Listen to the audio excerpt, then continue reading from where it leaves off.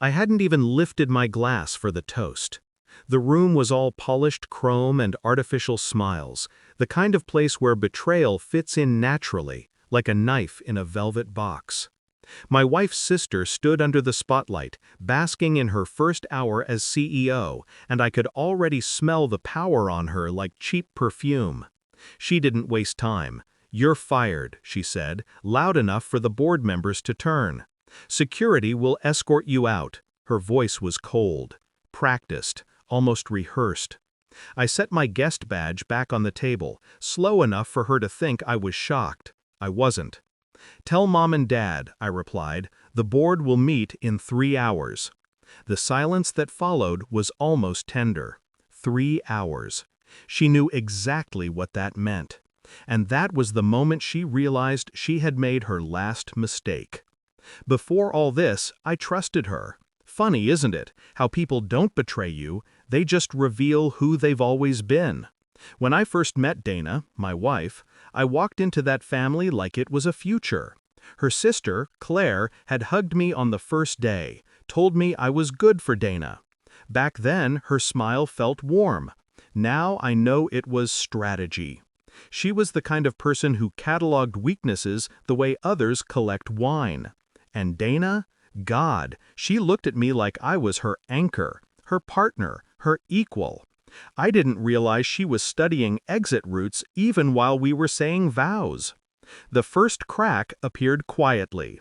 A strange password reset notification. A late-night meeting that had never existed. A stray comment from an employee. "Didn't you approve that file yesterday?" Except I hadn't. Then came the slip. A chat message on her laptop, the kind you don't intend to leave open. "Claire, make sure he signs the transition papers before Monday." Dana, "He won't notice, he's too trusting." I remember standing there, hands shaking, not from heartbreak, but from clarity. Trusting. That's what they called me. I wasn't offended, I was energized. I didn't confront them, I calculated. Anger is loud, revenge is silent. I chose silence. I spent weeks assembling my pieces. I followed money trails. I dug into deleted emails. I found their little succession plan, a blueprint to cut me out of the company I helped build from the ground up, transferring my shares into Dana's name using forged digital approvals. Bless them for being sloppy. Betrayers always are. I met privately with investors, then with legal, then with the board, and when everything was in place, I smiled at dinner, kissed Dana on the forehead, and let her believe she still held the knife. Sometimes the sweetest revenge is letting them think the blade is still theirs. Tonight was only the last page of a book I'd already written.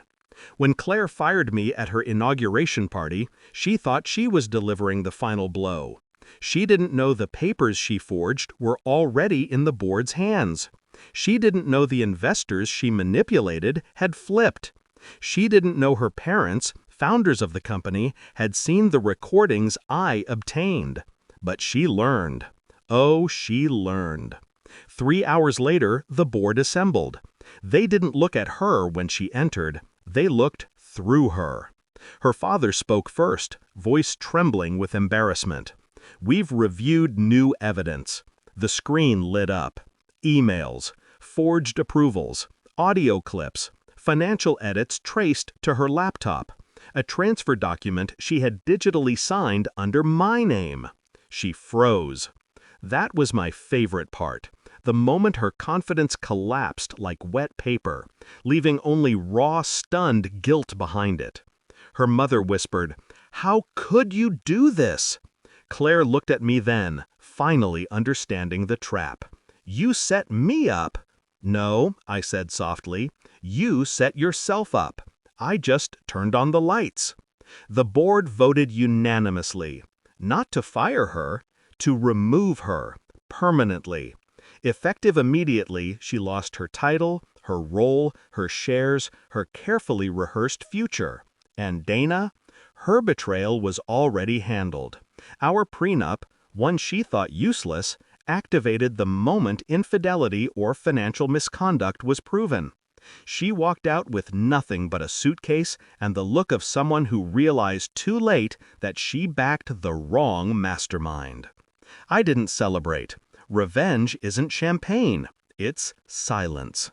I left the boardroom alone, the hallway quiet, the night cold and steady. My reflection in the glass doors didn't smile. It didn't need to. I felt something better than triumph. Relief.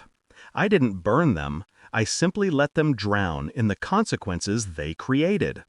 People think revenge is rage. It isn't. It's precision. It's patience. It's the quiet knowledge that you don't need to destroy them, just expose them. And when I stepped outside, breathing in the night air, I finally understood. They thought I was too trusting. But trust was never my weakness. It was my camouflage.